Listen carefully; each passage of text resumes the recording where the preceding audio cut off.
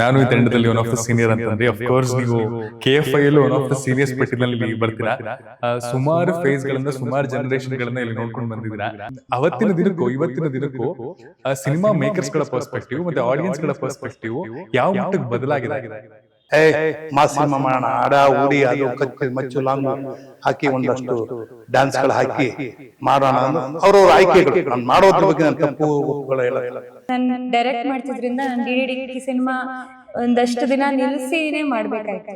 Director ಆಗೋಕ್ ಮುಂಚೆ ನಾನು script writing ಅಲ್ಲಿ ತುಂಬಾ ಕೆಲಸ ಮಾಡಿದೆ. ಅದು ತುಂಬಾ ಮುಖ್ಯ. ಡೈರೆಕ್ಷನ್ಗೆ ಇವತ್ತು ಕಥೆ ಹೇಗ್ ಹೇಳ್ತೀವಿ, ಕಥೆನ ಹೇಗ್ ಬರಿತೀವಿ ಅನ್ನೋದು ತುಂಬಾ ಇಂಪಾರ್ಟೆಂಟ್ ಆಗುತ್ತೆ. ಸಿನಿಮಾ ಥಿಯೇಟರ್ ಬರೋದನ್ನ ನಾವು ಮನೇಲೇ ಕೂತ್ಕೊಂಡು ನೋಡುವಂತ ವ್ಯವಸ್ಥೆ ಆಗುತ್ತೆ. ಮನೆಗೆ ಟಿವಿ ಬಂತು, ಟಿವಿನಲ್ಲಿ ಸಿನಿಮಾ ಬಂತು. ಹೀಗಾಗಿ ನಿಮಗೆ ಸಿನಿಮಾ ಮೇಕಿಂಗ್ ಟೆಕ್ನಾಲಜಿ ಹೆಲ್ಪ್ ಆಗಿರ್ಬೋದು, ಆದ್ರೆ ಕಮರ್ಷಿಯಲ್ ಪಾಯಿಂಟ್ ಇಂದ ನಮ್ಮ ಏನು Male Mahadeshwara group of companies ಇದೆ, ನಾವು ಮ್ಯಾನೇಜ್ಮೆಂಟ್ ಎಲ್ಲ ಕೂತ್ಕೊಂಡು ಡಿಸ್ಕಸ್ ಮಾಡಿ ವರ್ಷಕ್ಕೊಂದು ಸಿನಿಮಾ ಮಾಡ್ಲಿಕ್ಕೆ ನಮ್ಮ ಸಂಸ್ಥೆ ತಯಾರಿ ಕೊಡ್ತೀವಿ ಸಮಾಜಕ್ಕೆ. ಬೈ ದ ಟೈಮ್ ಸಮಾಜಕ್ಕೆ ಒಳ್ಳೆ ಸಂದೇಶ ಕೂಡ ಪ್ರಯತ್ನ ಮಾಡ್ತೀವಿ. ಹಾಯ್ ಎಲ್ರಿಗೂ ನಮಸ್ಕಾರ, ನಾನ್ ಮನು ಅಂಡ್ ವೆಲ್ಕಮ್ ಟು ಖಡಕ್ ಸಿನಿಮಾ. ಇವತ್ತು ನನ್ನ ಜೊತೆ ನನ್ನ ಶೋ ಅಲ್ಲಿ ಸ್ವಪ್ನ ಮಂಟಪ ಸಿನಿಮಾ ತಂಡ ಇದೆ. ಸ್ವಪ್ನ ಮಂಟಪ ಸಿನಿಮಾ ತಂಡದಲ್ಲಿ ಸುಂದರ್ ರಾಜ್ ಅವರು, ರಂಜನಿ ರಾಘವನ್ ಅವರು, ಹಾಗೆ ಸಿನಿಮಾದ ನಿರ್ಮಾಪಕರಾದಂತಹ ಬಾಬು ಅವರಿದ್ದಾರೆ. Sir welcome to the show. Welcome to the show ma'am. ಹೇಗಿದ್ರೆ ಎಲ್ಲರೂ? ಫಸ್ಟ್ ಕ್ಲಾಸ್ ಆಗಿ ಈ ಮಂಟಪದಲ್ಲಿ ಆರಾಮಾಗಿ ಖುಷಿಯಾಗಿ ಫಂಕ್ಷನ್ ನಡೆಸ್ಕೊಡ್ತಾರಲ್ಲ, ಹಂಗೆ ಕಾಣಿಸ್ತಿದ್ದೀರಾ? ಹೌದು, ನಮ್ಮ ಪಿಕ್ಚರ್ ರಿಲೀಸ್ ಇದೆಯಲ್ಲ 25th ಗೆ. ಎಸ್. ಸೊ ಸ್ವಪ್ನ ಮಂಟಪ ಅಂದ ತಕ್ಷಣ ಅಂದ್ರೆ ಕೆಲವು ಸಿನಿಮಾದ ಟೈಟಲ್ಗಳೇ ಬೇರೆ ತರ ವೈಬ್ರೇಟ್ ಆಗುತ್ತೆ. ಸ್ವಪ್ನ ಮಂಟಪ ಅನ್ನೋದು it's not so regular and ಈ ತರದ ಒಂದು ಟೈಟಲ್ ಕೇಳಿರೋದು ಬಹಳ ವಿಭಿನ್ನವಾಗಿದೆ. ಅಂದ್ರೆ ಆ ಏಸ್ಥೆಟಿಕ್ಸ್ ಬಗ್ಗೆ ಅದು ಮಾತಾಡುತ್ತೆ. ಸೊ ಸ್ವಪ್ನ ಮಂಟಪ ಅನ್ನೋ ಟೈಟಲ್ ಅದು ನಿಮ್ ಕಿವಿಗೆ ಬಿದ್ದಿರೋ ಹಿಂದಿನ ಕತೆ ಹೇಳಿ. ಈಗ ಸ್ವಪ್ನ ಮಂಟಪ ಆಕ್ಚುಲ್ ಆಗಿ ಬ್ಯೂಟಿಫುಲ್ ಟೈಟಲ್, ಸೌಂಡಿಂಗ್ ನೋಡಿ. ನಾನು ಎಲ್ಲ ಒಂದ್ ಕಡೆ ಯಾವುದೋ ಒಂದು ಊರಿಗೆ ಹೋಗಿದ್ದೆ, ಅಲ್ಲಿ ಮಲ್ಲಿಗೆ ಮೆಟ್ಲು ಅಂತ ಊರ ಹೆಸರು. ಆ ಊರ ಹೆಸರು ಮಲ್ಲಿಗೆ ಮೆಟ್ಲು. ನನಗೆ ತುಂಬಾ ರೋಮಾಂಚನ ಆಗೋಯ್ತು. ಯಾಕೆಂತಂದ್ರೆ ಈ ಒಂದು ಊರಿಗೆ ಹೆಸರುಗಳು ಈ ತರ ಇದ್ದಾಗಲೇ ಊರಿಗೆ ಅಂತ ಹೆಸರು, ಸಿನಿಮಾಗೆ ನಾವು ಹುಡುಕ್ತಾ ಇದೀವಿ ಹೆಸರುಗಳು. ಆಮೇಲೆ ಬರ್ಗೂರು ಮೇಷ್ಟ್ರದ ವಿಶೇಷ ಏನಪ್ಪಾ ಅಂದ್ರೆ ಟೈಟ್ಲ್ ಇಡೋದ್ರಲ್ಲೇ ಅವರ ಸಿನಿಮಾಗಳ ಯಾವುದೇ ಆಗಿರ್ಬೋದು, ಅದು ಜನಪದ ಅಂತ ಆಗಿರ್ಬೋದು ಅಥವಾ ನಮ್ಮ ಇತ್ತೀಚೆಗೆ ಬಂದಂಥ ಭಾಗೀರಥಿ, ಅವರೆಲ್ಲ ಆಯ್ಕೆ ಮಾಡುವಂಥ ಟೈಟ್ಲ್ಗಳೇ ಆಗಿರುತ್ತೆ. ಮುಖ್ಯವಾಗಿ ಸ್ವಪ್ನ ಮಂಟಪ ಟೈಟ್ಲ್ ತುಂಬಾ ಶುದ್ಧ ಕನ್ನಡದ ಟೈಟ್ಲ್ ಅದು. ಆಮೇಲೆ ಕನ್ನಡ ಸಿನಿಮಾಗೆ ಟೈಟ್ಲ್ಗಳನ್ನ ಇಡೋದಕ್ಕೆ ತುಂಬಾ ಕಷ್ಟಪಡ್ತಾ ಇದ್ದಾರೆ ಇತ್ತೀಚಿನ ನಿರ್ಮಾಪಕರುಗಳು. ಯಾಕೆಂದ್ರೆ ಅದನ್ನು ನಾನು ಒಂಥರ ದೂಷಣೆ ಅಂತ ಹೇಳಕ್ ಹೋಗಲ್ಲ, ಅವರಲ್ಲಿ ಇರೋ ಕನ್ನಡತನದ ಬಗ್ಗೆ ಒಂದು ಅರ್ಥಗಳು ತುಂಬಾ ಕಮ್ಮಿ. ಯಾಕಂದ್ರೆ ಏನೋ ಹೆಸರಿಡ್ತೀನಿ ಅಂತ ಹೆಸರಿಡಕ್ ಹೋಗಬಾರ್ದು. ಆಮೇಲೆ ಸ್ವಪ್ನ ಮಂಟಪ ಆಗೋ ಸಿನಿಮಾಗೂ ತುಂಬಾ ಲಿಂಕ್ ಇದೆ. ಆ ಲಿಂಕ್ ಫ್ಯಾಕ್ಟರ್ ಬಂದು ಏನಂತಂದ್ರೆ, ಇದು ಪಾರಂಪರಿಕವಾದ ಒಂದು ಕಟ್ಟಡವನ್ನಾಗ್ಲಿ ಒಂದು ಜಾಗವನ್ನಾಗ್ಲಿ ಅದನ್ನ ಉಳಿಸುವ ಪ್ರಯತ್ನಕ್ಕೋಸ್ಕರ ಸ್ವಪ್ನ ಮಂಟಪ ಅಂತ ಇಟ್ಟಿದ್ದಾರೆ. ಇಂತಹ ಒಂದು ಸಿನಿಮಾ ಮಾಡೋದೇ ಕಷ್ಟ. ಯಾಕೆ ಕಷ್ಟ ಅಂತಂದ್ರೆ, ಒಂದು ನಂಬಿಕೆ ಬೇಕು. ಯಾವುದೇ ಒಂದು ಪ್ರೊಡಕ್ಷನ್ ಹೌಸ್ ಅಂತ ಬಂದಾಗ ಆ ಪ್ರೊಡ್ಯೂಸರ್ ಯಾವ್ದನ್ನ ಆಯ್ಕೆ ಮಾಡ್ಕೋತಾರೆ ಅಂತ. ಈಗ ಫಾರ್ ಎಕ್ಸಾಂಪಲ್ ಬೇರೆ ಯಾವ್ದಾದೊಂದು ಮಾಸ್ ಸಿನಿಮಾ ಮಾಡೋಣ, ಆಡ ಊಡಿ ಅದು ಕಚ್ಚು ಮಚ್ಚು ಲಾಂಗು ಹಾಕಿ ಒಂದಷ್ಟು ಡ್ಯಾನ್ಸ್ಗಳು ಹಾಕಿ ಮಾಡೋಣ ಅಂದು ಅವ್ರವ್ರ ಆಯ್ಕೆಗಳು. ನಾನು ಮಾಡೋದ್ರ ಬಗ್ಗೆ ನಾನು ತಪ್ಪು ಒಪ್ಪುಗಳು ಹೇಳಲ್ಲ.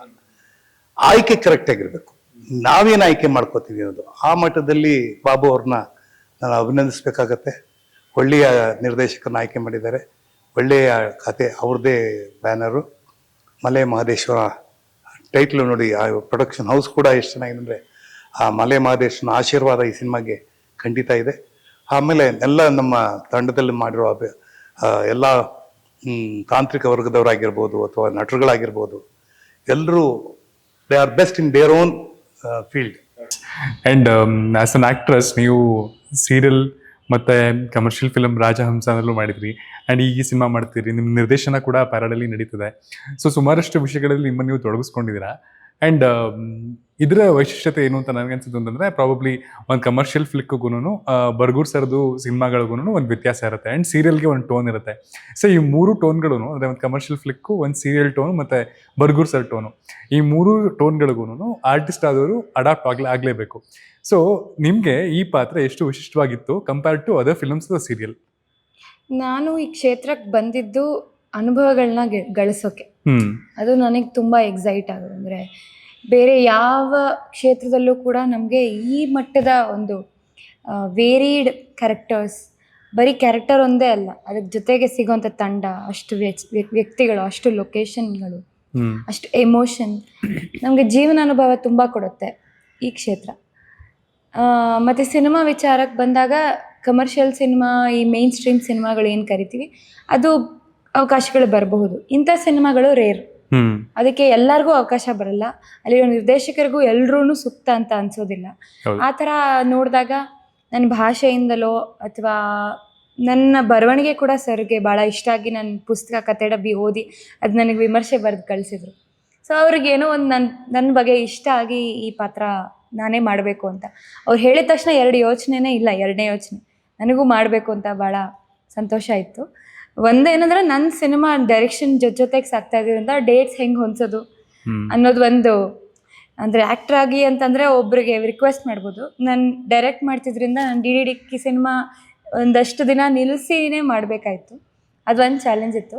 ಮತ್ತು ಟೈಟಲ್ ವಿಚಾರದಲ್ಲಿ ನನ್ನೊಂದು ಹೇಳಬೇಕು, ಸಿನಿಮಾ ಟೈಟಲ್ ಆಗಲಿ ಪುಸ್ತಕ ಟೈಟಲ್ ಆಗಿ ಅದು ಒಂದು ಒಳ್ಳೆ ಶೀರ್ಷಿಕೆ ಯಾವಾಗ ಆಗುತ್ತೆ ಅಂದಾಗ ಅದು ಆ ಇಡೀ ಕಥೆಯ ಸಾರಾಂಶ ಆಗಿದ್ದಾಗ, ಎಕ್ಸಾಕ್ಟ್ಲಿ ಅದರ ಒಂದು ಸಮರಿ ಆಗಿರಬೇಕು. ಸೊ ಸ್ವಪ್ನ ಮಂಟಪ ಖಂಡಿತವಾಗಿಯೂ ಆ ಥರದ್ದೊಂದು ಟೈಟಲಿಂದ ಹಿಡಿದು ಪ್ರೊಡಕ್ಷನ್ ಹೌಸ್ ಬಾಬು ಸರ್ ಅವರಾಗಿರ್ಬೋದು, ಪ್ರತಿಯೊಬ್ಬರು ಪ್ಯಾಷನೇಟಾಗಿ ಸಿನಿಮಾ ಮಾಡಿ ಮುಗಿಸಿದ್ದೀವಿ ಇಲ್ಲಿ ತನಕ. ರಿಲೀಸಿಗೆ ಹಂತದಲ್ಲಿದೆ. ನಾನು ಇದರಲ್ಲಿ 2 ಶೇಡ್ ಪಾತ್ರದಲ್ಲಿ ಕಾಣಿಸ್ಕೊಳ್ತೀನಿ, ನಾನು ಮತ್ತು ವಿಜಯ ರಾಘವೇಂದ್ರ ಸರ್. 2ನೇ ಸಲ ನಾವು ಒಟ್ಟಿಗೆ ಆ್ಯಕ್ಟ್ ಮಾಡ್ತಿರೋದು. ನಾವು ಮುಂಚೆ ಒಂದು ವೆಬ್ ಸೀರೀಸ್ ಮಾಡಿದ್ವಿ. So it's a beautiful experience. Okay. And ನನಗೆ ಆಶ್ಚರ್ಯ ಆಯಿತು ನೀವು ಡೈರೆಕ್ಷನ್ ಕಾಲನ್ನು ತೊಗೊಂಡಾಗ್ಲೂ, ಬಿಕಾಸ್ ಅದು ಒಂದು ಅಂದರೆ ನಿರ್ದಿಷ್ಟವಾದ ನಿಮ್ಮದು ಕಾಲ ಅಥವಾ ಆಕ್ಸಿಡೆಂಟಲ್ ಕಾಲ್ ಆಗಿದ್ದ, ಅದು ಮುಂಚೆನೇ ಡೈರೆಕ್ಟರ್ ಆಗಬೇಕು ಅಂತ ಅನ್ಕೊಂಡಿದ್ದ ನೀವು?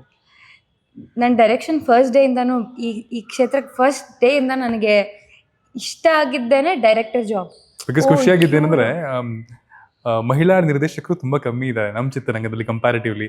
ಸೊ ಅದೊಂಥರ ಖುಷಿ ಆಗುತ್ತೆ. ಬಿಕಾಸ್ ಅವರು ಕೂಡ ಮಾಡಿದ್ರೆ ಒಂದಷ್ಟು ಪಾತ್ರಗಳನ್ನು, ಪ್ರಾಬಬ್ಲಿ ಒಂದಷ್ಟು ಫೀಮೇಲ್ ಪ್ರೊಟಗನಿಸ್ಟ್ ಪಾತ್ರಗಳನ್ನು ಅವ್ರದೇ ಆದಂತಹ ಅಭಿರುಚಿಯಲ್ಲಿ ಹೊಸ ಪಾಯಿಂಟ್ ಆಫ್ ವ್ಯೂ ಓಪನ್ ಆಗುತ್ತೆ. ಇಲ್ಲಾಂದ್ರೆ ಅಫ್ಕೋರ್ಸ್ ಮೇಲ್ ಡೈರೆಕ್ಟರ್ಸ್ ಕಡೆ ಹೇಳೋ ಪರ್ಸ್ಪೆಕ್ಟಿವ್ ಅಲ್ಲಿ ನಮ್ದೆಲ್ಲವೂ ಹೆಂಗಿರುತ್ತೆ ಅಂತಂದ್ರೆ ಹಂಗಿರ್ಬೋದೇನೋ ಅನ್ನೋದಿರುತ್ತೆ, ಹೊರತು ಹಂಗೆ ಇದೆ ಅಂತ ಹೇಳಕ್ಕಾಗಲ್ಲ. ಕರೆಕ್ಟ್. ಅಂದರೆ ನಾನು ಡೈರೆಕ್ಟರ್ ಆಗೋಕ್ಕೆ ಮುಂಚೆ ನಾನು ಸ್ಕ್ರಿಪ್ಟ್ ರೈಟಿಂಗಲ್ಲಿ ತುಂಬ ಕೆಲಸ ಮಾಡಿದ್ದೀನಿ. ಅದು ತುಂಬ ಮುಖ್ಯ. ಡೈರೆಕ್ಷನ್ಗೆ ಇವತ್ತು ಕತೆ ಹೇಗೆ ಹೇಳ್ತೀವಿ, ಕತೆನ ಹೇಗೆ ಬರಿತೀವಿ ಅನ್ನೋದು ತುಂಬ ಇಂಪಾರ್ಟೆಂಟ್ ಆಗುತ್ತೆ. ಟೆಕ್ನಿಕಲ್ ಸಪೋರ್ಟ್ ನಮಗೆ ಎಲ್ಲರ ಕಡೆಯಿಂದ ಸಿಗುತ್ತೆ. ಒಳ್ಳೆ ಕ್ಯಾಮ್ರಾಮನ್ ಸಿಕ್ಕರೆ, ಒಳ್ಳೆ ಎಡಿಟರ್ ಸಿಕ್ಕರೆ ಅವ್ರು ನಮ್ಗೆ ಎಷ್ಟೋ ಕೆಲಸಗಳು ಮಾಡಿಕೊಟ್ಬಿಡ್ತಾರೆ, ಹಿಂಗೆ ಬೇಕು ಅಂತ ಹೇಳಿದ್ರೆ ಸಾಕು. ಬಟ್ ಏನು ಹೇಳ್ತಿದ್ದೀವಿ ಆ ವಿಷಯ ನಮ್ಮದೇ ಆಗಬೇಕು. ಸೊ ಬರವಣಿಗೆ ಸ್ಟ್ರೆಂತ್ ತುಂಬ ಇಂಪಾರ್ಟೆಂಟ್ ಆಗುತ್ತೆ. ನನ್ನ ಪುಸ್ತಕ ಬರವಣಿಗೆ ಮತ್ತು ಚಿತ್ರಕಥೆ ಬರವಣಿಗೆ ಮೇಲೆ ಒಂದು 5-6 ವರ್ಷದಿಂದ ಕೆಲಸ ಮಾಡಿದ್ದೀನಿ. ಸೊ ಆ ಒಂದು ಅನುಭವದ ಧೈರ್ಯದ ಮೇಲೆ ಈ ಹೆಜ್ಜೆ ಇಟ್ಟಿರೋದು. ಎಸ್. ಸೊ ಉದ್ಯಮಿಯಾಗಿ ಹೆಸರು ಗಳಿಸಿದಿರಾ, ಹಣವನ್ನು ಗಳಿಸಿದಿರಾ. ಸಿನಿಮಾ ಪ್ಯಾಷನಿಂದ ಬಂದಿದ್ದ ಅಥವಾ ಆಕ್ಸಿಡೆಂಟಲಿ ನೀವು ನಿರ್ಮಾಪಕರಾಗಬೇಕು ಅಂತ ಅನ್ಕೊಂಡಿದ್ದ? ಬಿಕಾಸ್ ಮೊದಲನೇ ಸಿನಿಮಾ ಪ್ರಾಬಬ್ಲಿ ತುಂಬ ನಿರ್ಮಾಪಕರಿಗೆ ಇಂಪಾರ್ಟೆಂಟ್ ಆಗುತ್ತೆ. ಆ ಒಂದು ಸಿನಿಮಾದ ಗೆಲುವು ಸುಮಾರಷ್ಟು ಸಿನಿಮಾಗಳನ್ನ ಮಾಡುವಂತಹ ಶಕ್ತಿ ಕೂಡ ಕೊಡುತ್ತೆ. ಸೊ ಮೊದಲನೇ ಸಿನಿಮಾ ತುಂಬ ದೃಢವಾಗಿರಬೇಕು. ಮೊದಲನೇ ಸಿನಿಮಾ ಮಾಡುವಂತಹ ಕನ್ಸುಟ್ಟಿದ್ ಯಾವಾಗ? ಅಂಡ್ ಸ್ವಪ್ನ ಮಂಟಪನೇ ಮಾಡಬೇಕು ಅಂತ ಅನ್ಕೊಂಡಿದ್ದು ಯಾಕೆ? ನಾವು ಇದುವರೆಗೂ ಇಂಡಸ್ಟ್ರೀಸ್ ಅಲ್ಲಿ ಇದ್ದೀವಿ sir. Manufacturing of poles, manufacture transformers, ಆ ರಂಗದಲ್ಲಿದೆ ನಮ್ದು cinema passion sir. So then ನಮಗೆ ಬರ್ಗೋ ರಾಮಚಂದ್ರಪ್ಪ ಅವರು ಮೊದಲಿಂದ ಕೂಡ ಗುರುಗಳು. ಅಟ್ ದಿ ಸೇಮ್ ಟೈಮ್ ಅವರಿಗೆ ಇದ್ದಂಥ ಕಾಳಜಿ, ನೆಲ ಜಲ ಭಾಷೆ ಬಗ್ಗೆ ಇಲ್ಲಂತ ಕಾಳಜಿ ನನಗೆ ಇಷ್ಟ ಆಯಿತು. ಮತ್ತೆ ಒಳ್ಳೆ ತಂಡನೂ ಕೂಡ, ಕತೆ ಕಳೆದಾಗ ಭಾಳ ಇಷ್ಟ ಆಯಿತು ನನಗೆ. ತಂಡನೂ ಚೆನ್ನಾಗಿದೆ ಅಂತ ಅನ್ಸೋದು. ಎಸ್ಪೆಷಲಿ ಈ ಚಿತ್ರದಲ್ಲಿ ರಂಜನಿ ರಾಘವನ ದ್ವಿಪಾತ್ರ ತುಂಬ ಅದ್ಭುತವಾಗಿ ನಟನೆ ಮಾಡಿದ್ದಾರೆ. ಇವರು ಒಂದು ಬಹುಶಃ ಅಂತಾರಾಷ್ಟ್ರೀಯ ಪ್ರಶಸ್ತಿ ಸಿಗ್ಬೋದು ಅಂತ ಅನ್ಸುತ್ತೆ, ಸಿಗ್ಲಿ ಅಂತ ಅಭಿನಯಿಸಿದೆ. ಹಾಗೇನೆ ನಮ್ಮ ವಿಜಯ ರಾಘವೇಂದ್ರ ಅವರು ತುಂಬ ಅದ್ಭುತವಾಗಿ ಮಾಡಿದ್ದಾರೆ. ಮತ್ತೆ ನಮ್ಮ ಸುಂದರರಾಜ್ ಸರ್ ಕೂಡ ಚೆನ್ನಾಗಿ ಮಾಡಿದ್ದಾರೆ ಅದ್ಭುತವಾಗಿ. ಕಥೆನೂ ತುಂಬ ಚೆನ್ನಾಗಿದೆ. ಮತ್ತೆ ಸೆಟ್, ಆ ಟೀಮ್ ವರ್ಕು, ಕೋಆರ್ಡಿನೇಷನು ಭಾಳ ಅದ್ಭುತವಾಗಿದೆ ಸರ್. ಹಾಗಾಗಿ ಆ ಸಿನಿಮಾನ ಎಲ್ಲರೂ ಕುಟುಂಬ ಸಮೇತರಾಗಿ ಎಲ್ಲರೂ ಬಂದು ನೋಡಲಿ ಅಂತ ಇಷ್ಟಪಡ್ತೀನಿ. ಅಂಡ್ ಸರ್, ನೀವು ಆಗ್ಲೇ ಹೇಳಿದಾಗೆ ನಾನು ಈ ತಂಡದಲ್ಲಿ ಒನ್ ಆಫ್ ದ ಸೀನಿಯರ್ ಅಂತಂದ್ರೆ, ಅಫ್ಕೋರ್ಸ್ ನೀವು KFI ಯಲ್ಲೂ ಒನ್ ಆಫ್ ದ ಸೀನಿಯರ್ಸ್ ಪಟ್ಟಿನಲ್ಲಿ ಬರ್ತೀರಾ. ಸುಮಾರು ಫೇಸ್ಗಳಿಂದ, ಸುಮಾರು ಜನರೇಷನ್ಗಳಿಂದ ಇಲ್ಲಿ ನೋಡ್ಕೊಂಡು ಬಂದಿದ್ದೀರಾ. ಪ್ರಾಬ್ಲಿ ರೀಲ್ ಯುಗದಿಂದ ಹಿಡಿದು ಆಮೇಲೆ ಈಶ್ಮನ್ ಕಲರ್ ಟರ್ನ್ ಆಯಿತು. ಆ್ಯಂಡ್ ಇವತ್ತಿನ ದಿನ ಡಿಜಿಟಲ್ ಆಗಿದೆ. ಪ್ರಾಬಬ್ಲಿ ಅದರ ಫಾರ್ಮ್ಯಾಟ್ಸ್ ಕೂಡ ತುಂಬಾ ಡಿಫ್ರೆಂಟ್ ಆಗಿದೆ. ಜನಗಳ ರಿಟೆನ್ಷನ್ ಪೀರಿಯಡ್ ಕೂಡ ಬಹಳ ಕಮ್ಮಿ ಇದೆ. ಈ ಟೆಕ್ನಾಲಜಿ ಎವಲ್ಯೂಷನ್ ನೋಡ್ತಾ ಸಿನಿಮಾನು ಕೂಡ ಅಪ್ಗ್ರೇಡ್ ಆಗ್ತಾ ಬರ್ತಾನೆ ಇದೆ ದಿನನಿತ್ಯವಾಗ್ಲೂ.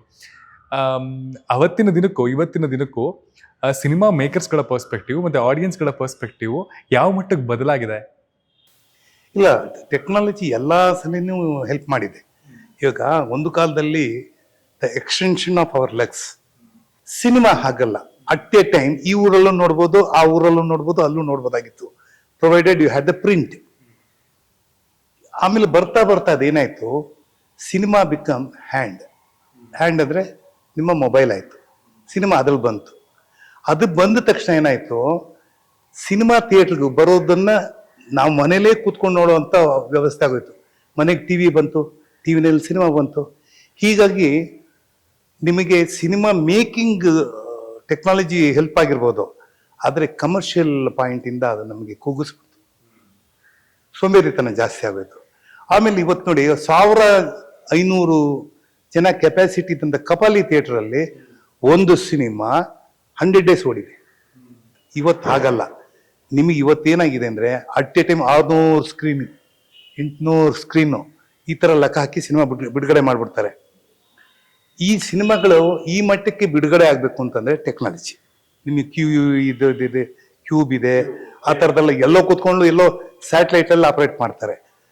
ಬಟ್ ನನಗನ್ಸಿದ್ದು, ನಾವು ಹೇಗೆ ನಮ್ಮದೇ ಕತೆ ಹೇಳಬೇಕು, ನಮ್ಮ ಕಾಲ ಚೆನ್ನಾಗಿತ್ತು, ಗೋಲ್ಡನ್ ಏಜ್ ಅಂತ. ಬಟ್ ಡೆಫಿನೆಟ್ಲಿ ಒಂದಂತೂ ಹೇಳಕ್ಕೆ ಇಷ್ಟಪಡ್ತೀನಿ, ಇನ್ 50s, 60s, 70s ಅಲ್ಲಿ ಏನೇನು ಸಿನಿಮಾಗಳು ಬಂತು, those are the best part of our life. ಯಾಕೆಂದರೆ ಅವತ್ತು ಹಾಡುಗಳ ಜೊತೆಗೆ ಸಂಸಾರಕ್ಕೆ, ಕುಟುಂಬಕ್ಕೆ ಒಂದು ಸಂದೇಶ ನೀಡುವ ಚಿತ್ರಗಳು ಬರ್ತಾ ಇತ್ತು. ಇವತ್ತು ಇಂಡಿವಿಜುವಲ್ಗೆ ಸಂದೇಶ ನೀಡುವಂಥ ಸಿನಿಮಾ ಬರ್ತಾ ಇದೆ, ಒಬ್ಬ ವ್ಯಕ್ತಿಗೆ ಸಂದೇಶ ನೀಡುವಂಥ ಸಿನಿಮಾ. ಇಡೀ ಕೌಟುಂಬಿಕ ಸಿನಿಮಾಗಳು ಕಡಿಮೆ ಆಗ್ತಾ ಇದೆ. ಈ ಕೌಟುಂಬಿಕ ಸಿನಿಮಾಗಳು ಕಡಿಮೆ ಆಗ್ತಾ ಇರೋದ್ರಿಂದಲೇ TV ಸೀರಿಯಲ್ಗಳು ಜಾಸ್ತಿ ಆಗ್ತಾ ಇದೆ. ಅದ್ರಲ್ಲಿ ಬರೋದೆಲ್ಲ ಕೌಟುಂಬಿಕದ್ದೇ ಬರ್ತಾ ಇರ್ತದೆ. ಬಟ್ ನನ್ಗೆ ಇವತ್ತು ಫಸ್ಟ್ ಇದಂದ್ರೆ ಸಿನಿಮಾನೇ. ಬರ್ಗೂರು ರಾಮಚಂದ್ರಪ್ಪ ಸರ್ತವ್ರದವರು ಅಥವಾ ಕತೆಗಾರರು ಸಿನಿಮಾಗಳನ್ನ ಮಾಡಬೇಕಾದ್ರೆ ಆ ಕಥೆಯಲ್ಲಿ ಪ್ರಾಬಬ್ಲಿ ಬರುವಂತಹ ಎಲ್ಲಾ ಪಾತ್ರಗಳಿಗೂ ಒಂದು ಪರ್ಪಸ್ ಅನ್ನೋದಿರುತ್ತೆ. ಅಂದ್ರೆ ಕತೆ, ಅದು ನೀವು ಹೇಳ್ದಂಗೆ ನಾವೆಲ್ ತರ ಇರ್ತಿತ್ತು ಮುಂಚೆ ಸಿನಿಮಾಗಳು ನೋಡ್ಬೇಕಾದ್ರೆ ಅನ್ನೋದೊಂದಾದ್ರೆ, ಮುಂಚೆ ಸಿನಿಮಾಗಳು ಸುಮಾರು ನಾವೆಲ್ಗಳಿಂದ ಸಿನಿಮಾಗಳಾಗ್ತಾ ಇದ್ವು. ಅಂಡ್ ಇವತ್ತಿನ ದಿನ ಬಹುಶಃ ನಾವೆಲ್ಗಳಿಂದ ಸಿನಿಮಾಗಳಾಗೋದು ತುಂಬಾ ಕಮ್ಮಿ ಆಗ್ಬಿಟ್ಟಿದೆ. ಹಾಗಾಗಿ ನೀವು ಹೇಳ್ದಾಗೆ ನಿಮ್ಮ ಹಳೆಯ ಸಿನಿಮಾಗಳ ಪಾತ್ರಗಳನ್ನೆಲ್ಲ ನಾವ್ ಈಗಲೂ ನೆನಪಿಸ್ಕೋಬಹುದು. ಆ ಪಾತ್ರಗಳು ಹೀಗಿತ್ತಲ್ವಾ, ಅದಕ್ಕೆ ಅದಕ್ಕೊಂದು ಪರ್ಪಸ್ ಇತ್ತಲ್ಲ, ಬಂದು ಸುಮ್ಮನೆ ಹೋಗ್ತಿರ್ಲಿಲ್ಲ, ಹಾಯ್ ಅನ್ಬಿಟ್ಟು ಹೋಗ್ತಿರ್ಲಿಲ್ಲ, ಊಟ ಆಯ್ತಾ ಅಂತ ಹೋಗ್ತಿರ್ಲಿಲ್ಲ, ಒಂದು ಕತೆ ಇರ್ತಿತ್ತು, ಅದಕ್ಕೊಂದು ಆ ಕತೆಗೆ ಒಂದು ಇಂಪ್ಯಾಕ್ಟ್ ಆ ಪಾತ್ರನೂ ಮಾಡ್ತಾ ಇತ್ತು. ಬಟ್ ಒಂದು ಖುಷಿ ಅಂದ್ರೆ ಇವಾಗ ಬರ್ಗೂರು ರಾಮಚಂದ್ರಪ್ಪ ಸರ್ತಾರ್ದವರು ಕತೆಯಿಂದ ಸಿನಿಮಾಗಳನ್ನ ಮಾಡ್ತಾರಲ್ಲ, ಆ ಥರದ್ದು ನಾವೆಲ್ ಟು ಸಿನಿಮಾ ಇವತ್ತಿನ ದಿನ ಕಮ್ಮಿ ಆಗಿರೋದು ಇಂಡಸ್ಟ್ರಿಗೆ ಎಫೆಕ್ಟ್ ಆಗ್ತಿದ್ಯಾ? ಖಂಡಿತ ಆಗತ್ತೆ. ಇದು ಅದೇನಾಗತ್ತೆ ಅಂದ್ರೆ, ಈಗ ಯಾವುದೋ ಒಂದು ಇನ್ಸಿಡೆನ್ಸ್ ಇಟ್ಕೊಂಡು ಸಿನಿಮಾ ಮಾಡ್ತಾರೆ, ತಪ್ಪು ಅಂತ ಹೇಳಲ್ಲ ನಾನು. ಒಂದು ಘಟನೆ ನಡೆದಿರುತ್ತೆ. ಈಗ ಯು ಟರ್ನ್ ಅಂತ ಒಂದು ಸಿನಿಮಾ ಬಂತು, ಅದು ಯು ಟರ್ನಲ್ಲಿ ಆಗುವಂಥ ಒಂದು ಘಟನೆನ ಇಟ್ಕೊಂಡೆ ಒಂದು ಸಿನಿಮಾ ಆಯಿತು. ನೀವು ಕಂಟೆಂಟ್ ಯಾವ್ದು ಬೇಕಾದ್ರೂ ಮಾಡಿ, ಎಲ್ಲಾನು ನೀವು ನಾವಲ್ ಸಿನಿಮಾನೇ ಮಾಡಬೇಕು ಅಂತಿಲ್ಲ, ಬಟ್ ಒಳ್ಳೆ ಸಿನಿಮಾ ಆಗ್ಬೇಕಷ್ಟೆ. ಯಾವುದೇ ಸಿನಿಮಾ ಅಂದ್ರೆ ಪರ್ಪಸ್ಫುಲ್ ಆಗಬೇಕು. ಏನು ಹೇಳಕ್ ಹೊರಟಿದ್ದೀರಾ, ಯಾರ್ಯಾರು ಬಂದು ಕೇಳ್ತಾರೆ, ಸಿನಿಮಾ ನೋಡ್ಕೊಂಡ್ಬಂದು ಏನಾಯ್ತು ಭಾಳ ಚೆನ್ನಾಗಿ ಮಾಡಿದಾರಪ್ಪ ಅಂತ ಅವ್ನು ಬಂದು ಹೇಳ್ತಾನೆ. ಅವ್ನು ಬಂದು ನೋಡಿ ಹಿಂಗಾಯ್ತು ಹಿಂಗಂತ ಅವ್ನು ಹೇಳಕ್ ಬಂತು ಅಂದರೆ ದಟ್ಸ್ ಎ ಗುಡ್ ಸಿನಿಮಾ. ನಾನು ಹೋದಕ್ಕಣ ಅದು ಅರ್ಥ ಆಗಲಿ, ಏನು ಹೇಳಬೇಕು ಅಂತಿದ್ದೀನಿ ಅಂದರೆ ಅಂದ್ಬಿಟ್ರೆ ಅದು ಅಷ್ಟೇ. ಅದು ಹಾಗಾಗಬಾರ್ದು. ಪರ್ಪಸ್ಫುಲ್ ಆಗಿರ್ಬೇಕು, ಪರ್ಫೆಕ್ಟ್ ಆಗಿರ್ಬೇಕು. ಆಮೇಲೆ ನಮ್ಗೆ ಅರ್ಥ ಆಗ್ಬೇಕು ಸಿನಿಮಾ. ಈ ಕೆಲವು ಸಮಯ ಆ ಪೇಂಟಿಂಗ್ ಎಲ್ಲ ಮಾಡಿರ್ತಾರೆ, ಆಮೇಲೆ ನಾವೆಲ್ಲ ಪೇಂಟಿಂಗ್ ಎಲ್ಲ ನೋಡ್ಕೊಂಡು ಅದ್ರ ಅರ್ಥ ಗೊತ್ತಾ ನಿಂಗೆ ಅಂದರೆ ಇಲ್ಲ ಗೊತ್ತಿಲ್ಲ ಅಂದರೆ ಅಂದ್ಬಿಟ್ರೆ ಅದ್ರ ಪರ್ಪಸ್ ಏನಿದೆ? ಅದಕ್ಕೆ ತುಂಬ ಬುದ್ಧಿಜೀವಿಗಳಾಗ್ಬಿಟ್ಟು ತಲೆ ಕೆಡಿಸ್ಕೊಂಡು ಅವೆಲ್ಲ ಮಾಡೋಕ್ಕಾಗಲ್ಲ. Cinema has to be straight and neat, understandable. Yes. And KFI ಇಲ್ಲಿ ಸ್ಯಾಂಡಲ್ವುಡ್ಡಲ್ಲಿ ನಟಿಯಾಗಿ ಅಫ್ಕೋರ್ಸ್ ಸುಮಾರಷ್ಟು ಪಾತ್ರಗಳಲ್ಲಿ ಸಿಗುವಂತಹ ಅವಕಾಶಗಳಲ್ಲಿ ಒಂದು ವಾಯ್ಸ್ ಅಂತ ಇರುವಂತಹ ಅವಕಾಶಗಳು ಕಮ್ಮಿ ಇರ್ಬೋದು ಅಥವಾ ಜಾಸ್ತಿ ಇರ್ಬೋದು ಆಸ್ ಅನ್ ಆರ್ಟಿಸ್ಟ್. ಅದರಲ್ಲಿ ಆಯ್ಕೆಗಳು ಬಹುಶಃ ಅಂದರೆ ಇಂಥ ಸಿನಿಮಾ ಮಾಡಬೇಕು ಅನ್ನೋ ಆಯ್ಕೆಗಳು ಸಿಗುತ್ತಾ ಮಾಡೋದಕ್ಕೆ ಒಂದು, ಆ್ಯಂಡ್ ಸಿಕ್ಕಂತಹ ಸಿನಿಮಾಗಳಲ್ಲಿ ಅದಕ್ಕೆ ವಾಯ್ಸ್ ಇರುತ್ತಾ ಒಂದು, ಅದು ಎಷ್ಟು ಈಸಿ ಅಥವಾ ಎಷ್ಟು ಡಿಫಿಕಲ್ಟು ಆ ಥರದ ಪಾತ್ರನ ಹುಡ್ಕೋದಕ್ಕೆ ಅಥವಾ ಅದು ನಿಮ್ಮನ್ನು ರೀಚ್ ಆಗೋದಕ್ಕೆ. ಆ್ಯಂಡ್ ಸ್ವಪ್ನ ಮಂಟಪದಲ್ಲಿ ಆ ಥರದೊಂದು ವಾಯ್ಸು ರಂಜಿನಿ ಅವರಿಗೆ ಇದೆಯಾ ಆ ಪಾತ್ರದಲ್ಲಿ? ಒಳ್ಳೆ ಪ್ರಶ್ನೆ ಕೇಳಿದ್ರಿ.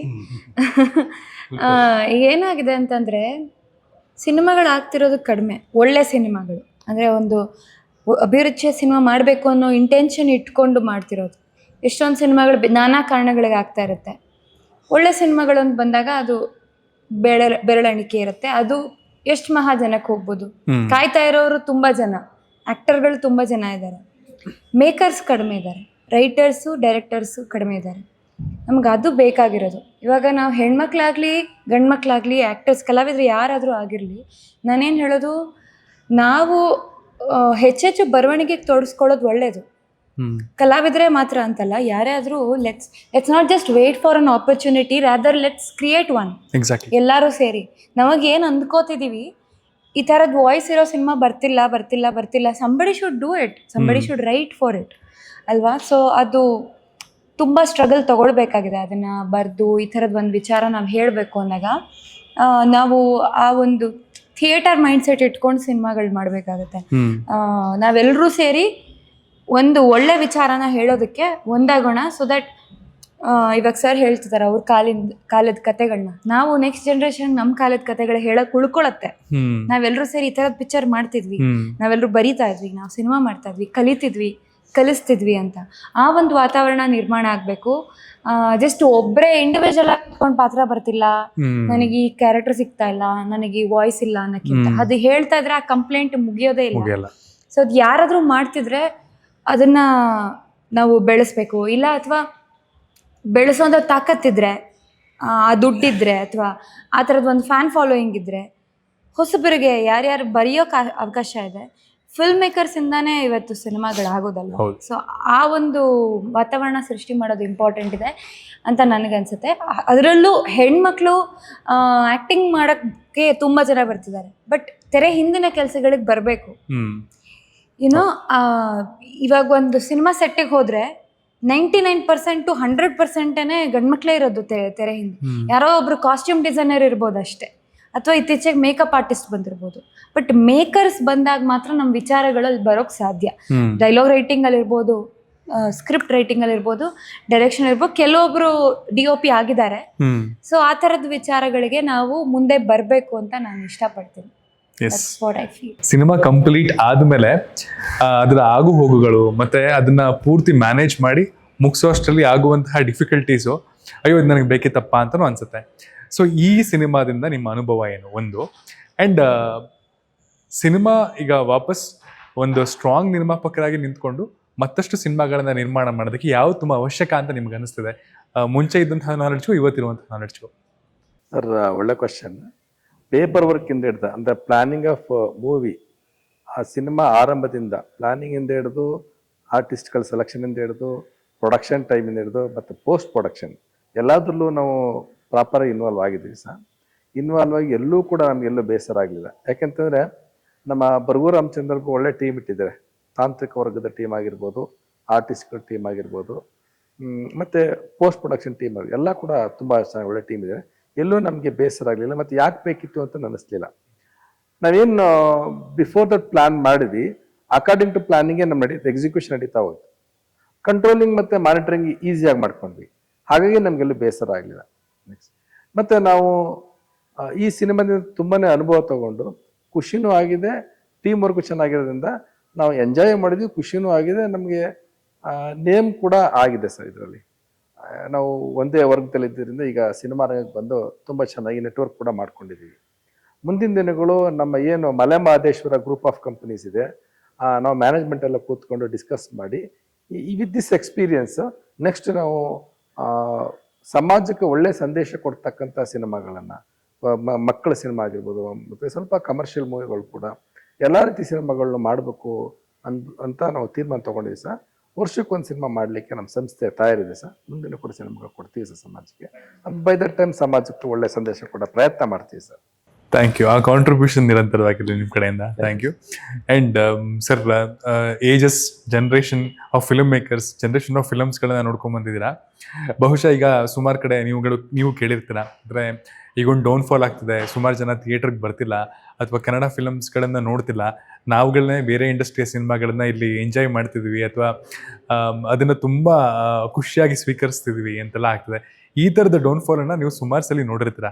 ಬಹುಶಃ ನಿಮ್ಮ ಎಕ್ಸ್ಪೀರಿಯನ್ಸಲ್ಲಿ ಈ ಥರ ಡೌನ್ಫಾಲ್ KFIಲಿ ಸುಮಾರು ಸಲ ಆಗಿರುತ್ತೆ, ಮತ್ತೊಮ್ಮೆ ಚೇತರಿಸ್ಕೊಂಡಿರುತ್ತೆ, ಮತ್ತೊಮ್ಮೆ ಕರೆಕ್ಟಾಗಿ ಆಗಿರುತ್ತೆ. ಈ ಡೌನ್ಫಾಲನ್ನು, ಬಿಕಾಸ್ ನಮಗಿರೋ ಎಕ್ಸ್ಪೀರಿಯನ್ಸಲ್ಲಿ ಏನಾಗುತ್ತೆ, ಈ ಡೌನ್ಫಾಲೇ ದೊಡ್ಡದು ಅಂತ ಅನಿಸ್ತಿರುತ್ತೆ. ನೀವು ಬೇರೆ ಬೇರೆ ಡೌನ್ಫಾಲ್ಗಳನ್ನು ನೋಡಿರ್ತೀರ. ಸಿನಿಮಾ ರಂಗ ಆ ಥರ ಡೌನ್ಫಾಲ್ಗಳಲ್ಲಿ ಹೇಗೆ ಚೇತರಿಸ್ಕೊಳ್ತಾ ಇತ್ತು, ಆ್ಯಂಡ್ ಈ ಫಾಲನ್ನು ಮತ್ತೆ ಥಿಯೇಟ್ರಿಗೆ ಜನ ಬರ್ತಾರಾ ಬರಲ್ವಾ ಅನ್ನೋ ಕನ್ಫ್ಯೂಷನ್ ಇದೆಯಲ್ಲ, ಇದ್ರ ಬಗ್ಗೆ ನಿಮ್ಮ ಒಪಿನಿಯನ್ ಏನು? ಇಲ್ಲ, ಒಳ್ಳೆ ಪ್ರಶ್ನೆ. ಮತ್ತೆ ಎಲ್ಲ ಕಾಲಕ್ಕೆ ತಕ್ಕಂತೆ ಹೆಜ್ಜೆ ಹಾಕ್ಕೊಂತಾರೆ. ಕಾಲಕ್ಕೆ ತಕ್ಕಂತಂದ್ರೆ ಏನಂದ್ರೆ, ನೋಡಿ ಇವಾಗ ಒಂದು ಯಾವುದೋ ಬಹಳ ಹಿಂದೆ ಬಾರ್ಟರ್ ಸಿಸ್ಟಮ್ ಅಂತ ಇತ್ತು. ದುಡ್ಡಿರಲಿಲ್ಲ, ಯಾರೋ ದುಡ್ಡಿರಲಿಲ್ಲ. ದುಡ್ಡು ಅನ್ನೋದು ಆಮೇಲೆ ಬಂತು, ಮನಿ ಕರೆನ್ಸಿ ಅನ್ನೋದು ಆಮೇಲೆ ಕಂಡು ಹಿಡಿದ್ರು. ಯಾರೋ ಒಬ್ಬ ಏನೋ ಒಂದನ್ನು ಬೆಳೀತಾನೆ, ಇನ್ನೊಬ್ಬ ಅವನ ಹತ್ರ ಏನೋ ಕಮ್ಮಿ ಇರುತ್ತೆ, ಅವನು ಹೇಳ್ತಾನೆ ನಾನು ಇದು ಕೊಡ್ತೀನಿ ನೀನು ಅದು ಕೊಡು ಅಂತಾನೆ. ಸೊ ಹಾಗಾಗಿ ಅವತ್ತು ವಸ್ತುಗಳನ್ನ ಬದಲಾಯಿಸ್ಕೊತಾ ಇದ್ರು. ಇವನ ಹತ್ರ ತರಕಾರಿ ಜಾಸ್ತಿ ಇದ್ರೆ ಅವನು ತರಕಾರಿ ಅವನು ಕೊಟ್ಟು, ಅವ್ನು ನೀಡಿಗೆ ಕೊಟ್ಟು ಬಟ್ಟೆ ಕೊಡು ಅಂತ ಕೇಳ್ತಿದ್ದ. ಬಟ್ಟೆ ಇಸ್ಕೊತಾ, ನನ್ನ ಹತ್ರ ಬಟ್ಟೆ ಇಲ್ಲ, ಹೊಟ್ಟೆಗೆ ಊಟ ಇದೆ ಆದರೆ ಬಟ್ಟೆ ಇಲ್ಲ. ಅವನು ಬಟ್ಟೆ ಮಾಡೋನು, ಇವನು ನೈಗರು ಅಂತಾರೆ, ಏನಂತಾರೆ, ನೇಯ್ಗೆ ಮಾಡೋನು. ಇನ್ನು ಮಡಿಕೆ ಮಾಡ್ತಾ ಇದ್ದ. ಮಡಿಕೆ ಮಾಡ್ತಾ ಇದ್ದವನು ನನಗೆ ಮಡಿಕೆ ಕೊಡ್ತೀನಿ, ನನಗೊಂದು ಅಷ್ಟು ತರಕಾರಿ ಕೊಡು ಅಂತ. ಸೊ ಲೈಫ್ ಈ ಥರ ಶುರುವಾಗಿದ್ದು. ಬರ್ತಾ ಬರ್ತಾ ಬರ್ತಾ ಏನಾಯಿತು, ಎಲ್ಲೋ ಒಂದು ಕಡೆಗೆ ಗೋಲ್ಡ್ ಅಂತ ಕಂಡಿಡಿದ್ರು. ಕಂಡಿಡಿದ ತಕ್ಷಣ ಅದರ ಪವರ್, ಅದು ಅಟ್ರಾಕ್ಷನ್ ಆಗೋಯ್ತು. ಸೊ ಅಲ್ಲಿಂದ ಆಗಿನ ಕಾಲದಲ್ಲ ನಾಣ್ಯಗಳು ಬೆಳ್ಳಿ ನಾಣ್ಯ ಆಯಿತು, ಚಿನ್ನದ ನಾಣ್ಯಗಳಲ್ಲಿ ವ್ಯವಹಾರ ಮಾಡ್ತಾಯಿದ್ರು. ಅಂದರೆ ಆ ದುಡ್ಡಿತ್ತಂದರೆ ಅವ್ನು ಸೇಫ್ ಅಂತ ಅನ್ಕೊಂಡು ಮಾಡ್ತಾಯಿದ್ರು. ಸೊ ಬರ್ತಾ ಬರ್ತಾ ಕಾಲ ಬದಲಾಯಿತು. ಬಂದಾಗ ಏನಾಯಿತು, ನಾಟಕ ಮಾಡಬೇಕು, ಆ್ಯಕ್ಟ್ ಮಾಡಬೇಕು ಅಂತ ಅನ್ನಿಸ್ತು. ಮನೆಯಲ್ಲೇ ಮಾಡ್ತಾಯಿದ್ರು, ಇವ್ನು ಮಾಡೋದು ಅವ್ನು ಮಾಡೋದು. ಅಪ್ಪನ ಥರ ಅನುಕರಣೆ ಮಾಡ್ತಾಯಿದ್ದ ಮಗ, ಅಮ್ಮನ ಥರ ಮಗಳು ಅನುಕರಣೆ ಮಾಡಿ, ಅಮ್ಮ ಹಿಂಗೆ ಮಾಡ್ತಾರೆ, ಅಪ್ಪ ಹಿಂಗೆ ಮಾಡ್ತಾರೆ. That went on to become ಸ್ವಲ್ಪ ಪಬ್ಲಿಕ್ ಜಾಸ್ತಿ ಆದಾಗ ಅವನು ಹೀಗೆ ಮಾಡ್ತಾನೆ, ಇವನು ಹೀಗೆ ಮಾಡ್ತಾನೆ, ಇವನು ಹಾಗೆ ಮಾಡ್ತಾನೆ, ಅವ್ನು ಹಾಗೆ ಮಾಡ್ತಾನೆ ಅಂತ ಬಂತ ಒಂದು ವೇದಿಕೆ ಬೇಕಾಗಿತ್ತು. ರಂಗಭೂಮಿ ಆಯಿತು. ರಂಗಭೂಮಿಯಿಂದ ಯಾವಾಗ ಫೋಟೋಗ್ರಫಿ ಅಂತ ಶುರು ಆಯಿತು, ಸಿನಿಮಾ ಆಗೋಯ್ತು. ಸಿನಿಮಾ ಬಂದಾಗ ಹೆಚ್ಚಿನ ಜನಕ್ಕೆ ತಲುಪಿಸ್ಬೋದು ಅಂತ ಹೇಳಿ ಮಾಡ್ತಾ ಮಾಡ್ತಾ ಮಾಡ್ತಾ ಒಂದು ಹೀರೋ ಕ್ರಿಯೇಟ್ ಮಾಡಿದ್ರು, ಒಂದು ಹೀರೋಯಿನ್ನ ಕ್ರಿಯೇಟ್ ಮಾಡಿದಾಗ ಆವಾಗ ಬಂದಿದ್ದೇ ಬಂಡವಾಳ ಅಂತ. ಯಾರೋ ಒಬ್ಬ ನಿರ್ಮಾಪಕ ಆಗಬೇಕಂತ. ಆಗಿನ ಕಾಲದಲ್ಲಿ ನಾಟಕದ ಕಂಪ್ನಿಯವರೇ ನಿರ್ಮಾಪಕರಾಗಿದ್ದರು. ಗುಬ್ಬಿ ವೀರಣ್ಣ ಫಾರ್ ಎಕ್ಸಾಂಪಲ್, ಅಥವಾ ನಮ್ಮ ನಾಯ್ಡು ಅವರು ಮಾಡಿದಂಥ ಸಿನಿಮಾಗಳಾಗಿರ್ಬೋದು. ಬೇರೆ ಬೇರೆ ಊರಲ್ಲಿ ಬೇರೆ ಬೇರೆ ಜನ, ಯಾವುದೋ ಒಂದು ವೃತ್ತಿ ಇತ್ತು ಅವ್ರ ಹತ್ರ. ಆ ವೃತ್ತಿಯಿಂದ ಬಂದ ಹೆಚ್ಚು ಗಳಿಕೆನಲ್ಲಿ ಏನಾದರೂ ಮಾಡಬೇಕಂತ ಹೇಳಿ ನಿರ್ಮಾಪಕರಾಗ್ತಾ ಹೋದರು. ಎಲ್ಲೂ ಕೂಡ ರೆಗ್ಯುಲರ್ ಪ್ರೊಡ್ಯೂಸರ್ಸ್ ಅಂತ ಯಾರೂ ಇಲ್ಲ. ಸಿನಿಮಾನೇ ನಂಬಿ ಸಿನಿಮಾಗೋಸ್ಕರನೇ ಕೆಲಸ ಮಾಡಿದವನವರು ಲೇಟರ್ ಸ್ಟೇಜಿಗೆ ಬಂದರು. ಅದು AVM ಚೆಟ್ಟಿಯಾರ್ ಆಗಿರ್ಬೋದು, ಅಥವಾ ವಿಜಯವಾಹಿನಿಯ ನಾಗಿರೆಡ್ಡಿ ಆಗಿರ್ಬೋದು, ಅಥವಾ ಜಮಿನಿ ಸ್ಟುಡಿಯೋವಿನ ವಾಸನ್ ಆಗಿರ್ಬೋದು, ಕರ್ನಾಟಕದಲ್ಲಿ ಬಸವರಾಜಯ್ಯ ಅಂತ ಇದ್ರು ಮೈಸೂರಲ್ಲಿ, ಅವರು ಸಿನಿಮಾ ನಿರ್ಮಾಣಕ್ಕೆ ಅಂತಲೇ ಪ್ರೀಮಿಯರ್ ಸ್ಟುಡಿಯೋ ಕಟ್ಕೊಂಡು ಬಂದವರು. ಪಕ್ಷಿರಾಜ್ ಸ್ಟುಡಿಯೋ ಇಲ್ಲಾಗಿರ್ಬೋದು. ಯಾವಾಗ ಸ್ಟುಡಿಯೋ ಕಲ್ಚರ್ ಚೇಂಜ್ ಆಗಿ ಇಂಡಿಪೆಂಡೆನ್ಸ್ ಆಗಿ ನಿರ್ಮಾಪಕರಾದ್ರು, ಅವಾಗ ಇಂಡಿವಿಜುವಲ್ ಆಗಿ ಸಿನಿಮಾಗಳು ಮಾಡ್ತಾ ಮಾಡ್ತಾ ಮಾಡ್ತಾ ಬಂದು ಇವತ್ತು ಒಂದು ಬ್ರ್ಯಾಂಡೆಡ್ ನಿರ್ಮಾಪಕ ಅನ್ನೋದಿಲ್ಲ ಇವತ್ತು. That is the problem. Branded ನಿರ್ಮಾಪಕ, ಒಂದು ರಾಜ್ಕುಮಾರ್ ಕಂಪನಿ, ಪಾರ್ವತಮ್ಮ ಕಂಪನಿ, ಇದು ಒಂದಿತ್ತು, ಒಂದು ನಂಬಿಕೆ ಇತ್ತು. ಅವ್ರು ವರ್ಷಕ್ಕೊಂದು 2 ಸಿನಿಮಾ ಮಾಡ್ತಾರೆ, ರಾಜ್ಕುಮಾರ್ ಒಂದು ವರ್ಷಕ್ಕೊಂದು 5 ಸಿನಿಮಾ ಮಾಡ್ತಾರೆ, ನಮಗೆಲ್ಲ ಉದ್ಯೋಗ ಇದೆ ಅಂತ ಹೇಳಿ ಅವರಲ್ಲಿ ಕೆಲಸ ಮಾಡೋರೆಲ್ಲ ಒಂದಷ್ಟು ಜನ ಇದ್ರು. ಇವತ್ತು ಆ ವಾತಾವರಣ ಇಲ್ಲ. ಇವತ್ತು everything is very independent. And ನಿಮ್ಮಲ್ಲಿ ಅದೇನೋ ಕಲ್ಚರ್ ಅಂತ ಹೇಳ್ತಿರಲ್ಲ, ಕಾರ್ಪೊರೇಟ್ ಕಲ್ಚರ್ ಬಂದ್ಬಿಟ್ಟಿದೆ. ಕಾರ್ಪೊರೇಟ್ ಕಲ್ಚರ್ ಬಂದಿರೋದ್ರಿಂದ ಒಂದು ವ್ಯವಸ್ಥಿತವಾದ ಸಿನಿಮಾಗಳು ಮಾಡೋದು ಕಷ್ಟ. ಆದರೆ ಸಿನಿಮಾ ಮಾಡಬೇಕು ಅನ್ನೋ ಹಂಬಲ ಎಲ್ರಿಗೂ ಇದೆ. ಬಟ್ ಅದಕ್ಕೆ ನಮ್ಮ ಕಾಲದಲ್ಲಿ ಇದ್ದಂಥ ಒಂದು ಕಮಿಟ್ಮೆಂಟ್ ಬೇಕು. ಆ ಕಮಿಟ್ಮೆಂಟ್ ಇವತ್ತು ಕಡಿಮೆ ಇದೆ. ಅಥವಾ ನನಗನ್ಸಿರೋದು, ಇವತ್ತು ಅವ್ರಿಗೆ ಸಿನಿಮಾ ಮಾಡೋಕ್ಕೆ ಗೊತ್ತಿದೆ ಹೊರತು ಸಿನಿಮಾ ಬಿಡುಗಡೆ ಮಾಡೋದು ಹೇಗೆ ಅನ್ನೋದನ್ನು ಕಲಿಬೇಕು. ಯಾಕೆಂದರೆ that is A very art. ಅದು ನಮ್ಮಲ್ಲಿ ಅವತ್ತು ಡಿಸ್ಟ್ರಿಬ್ಯೂಟರ್ಗಳಿದ್ರು, ಎಕ್ಸಿಬಿಟ್ರ್ ಇದ್ದರು, ಆಮೇಲೆ ಪ್ರೊಡ್ಯೂಸರ್ ಇದ್ದರು. ಒಂದು ಪ್ರೊಡಕ್ಷನ್ ಮಾಡೋವಾಗಲೇ ಡಿಸ್ಟ್ರಿಬ್ಯೂಟ್ರು ಎಕ್ಸಿಬಿಟ್ರು ಕಮಿಟ್ ಆಗ್ತಾಯಿದ್ರು. ಆ ಸಿನಿಮಾ ಈಗ ಬರ್ತಾಯಿದ್ರೆ ನಮ್ಮ ಥಿಯೇಟ್ರಲ್ಲೇ ಬರುತ್ತೆ ಅನ್ನೋದು ಒಂದು ಕಮಿಟ್ಮೆಂಟ್ ಇತ್ತು. ಇವತ್ತು ನಾವು ಥಿಯೇಟ್ರ್ ಹುಡುಕಬೇಕಾಗಿದೆ. ಗಂಡು ಹೆಣ್ಣು ರೆಡಿ ಇದ್ದಾರೆ, ಚೌಲ್ಟ್ರಿ ಹುಡ್ಕೋ ಥರ ಆಗೋಯ್ತು. ಗೊತ್ತಾಯ್ತಾ? ಅದೇ ಥರನೇ ಇವತ್ತಿನ ಪರಿಸ್ಥಿತಿ. ಸೊ ನಿರ್ಮಾಣ ಮಾಡೋದು ಕಷ್ಟ ಅಲ್ಲ, ಬಿಡುಗಡೆ ಮಾಡೋದೇ ಕಷ್ಟ. ಆ ಬಿಡುಗಡೆ ಮಾಡೋ ಒಂದು ಸಲುವಾಗಿ ಇವತ್ತು ನಾವು ಬಂದಿದ್ದೀವಿ. 25ನೇ ತಾರೀಕು ನಮ್ಮ 24ನೇ ಸಿನಿಮಾ, ಅಂದರೆ ಬರಗೂರು ಅವರ 24ನೇ ಸಿನಿಮಾ 25ನೇ ತಾರೀಕು ಜುಲೈ ಬಿಡುಗಡೆ ಆಗ್ತಾ ಇದೆ. ಸೊ ನಮಗೆಲ್ಲ ಒಂದು ಹಬ್ಬದ ಫೀಲಿಂಗ್ ಇದೆ ಇಡೀ ತಂಡಕ್ಕೆ. ಅದನ್ನು ನಾವು ವಿಜೃಂಭಿಸ್ತೀವಿ, ಅದನ್ನು ಆನಂದಿಸ್ತೀವಿ. ಸೊ ಹಾಗಾಗಿ ಈ ಒಂದು ಕಾಲಘಟ್ಟದಲ್ಲಿ ಕೂಡ ನಾವು ಈ ಥರದ ಒಂದು ಸಿನಿಮಾ ಮಾಡಬಹುದು ಅನ್ನೋದನ್ನು ತೋರಿಸ್ಕೊಟ್ಟಿದ್ದಾರೆ. ಇನ್ನು ಜನ ಬರಬೇಕು, ಬರ್ತಾರೆ ಅನ್ನೋ ನಂಬಿಕೆ ನನಗೆ. ಎಸ್ ಸರ್, ಫೈನಲಿ ಈ ಸಿನಿಮಾ ಇದೇ 25ನೇ ತಾರೀಕು ರಿಲೀಸ್ ಆಗ್ತದೆ, ಸ್ವಪ್ನ ಮಂಟಪ. ಕೊನೆಯದಾಗಿ ನಮ್ಮ ಆಡಿಯನ್ಸ್ಗೆ ಏನಾದ್ರು ಹೇಳೋದಾದ್ರೆ ಇಟ್ಸ್ ಯೋರ್ ಟೈಮ್. ಕತೆ ಸಿನಿಮಾ ತುಂಬ ಚೆನ್ನಾಗಿದೆ. ತಾವೆಲ್ಲರೂ ಕುಟುಂಬ ಸಮೇತರಾಗಿ ಬಂದು ಸಿನಿಮಾ ನೋಡಿ ನಮ್ಮನ್ನು ಆಶೀರ್ವದಿಸ್ಬೇಕು ಅಂತ ಬೇಡ್ಕೊಳ್ತೀವಿ ಸರ್. 25th ಸಪ್ತಮಂಟಪ ಸಿನಿಮಾ ರಿಲೀಸ್ ಇದೆ, ಎಲ್ಲರೂ ಬನ್ನಿ. ಖಂಡಿತ ಬನ್ನಿ. ಬರ್ಗೂರು ಮೇಷ್ಟ್ರನ್ನ 24ನೇ ಸಿನಿಮಾ ಸ್ವಪ್ನ ಮಂಟಪ. ದಯಮಾಡಿ ನೀವು ಬರಬೇಕು, ಈ ಸಿನಿಮಾ ನೋಡಬೇಕು, ನಮ್ಮನ್ನು ಗೆಲ್ಲಿಸ್ಬೇಕು. ಎಲ್ರಿಗೂ ಒಳ್ಳೆದಾಗಲಿ. Very all the best. ಸ್ವಪ್ನ ಮಂಟಪದಿಂದ ಇನ್ನೊಂದಷ್ಟು ಕೀರ್ತಿ ನಿಮ್ಮ ಪಾಲಿಗೆ ಸಿಗಲಿ, ಇನ್ನೊಂದಷ್ಟು ಒಳ್ಳೆ ಕಾಂಟ್ರಿಬ್ಯೂಷನ್ KFAಗೆ ಇದೇ ಥರ ಕೊಡ್ತಾನೆ ಇರಿ. Thank you. Thank you.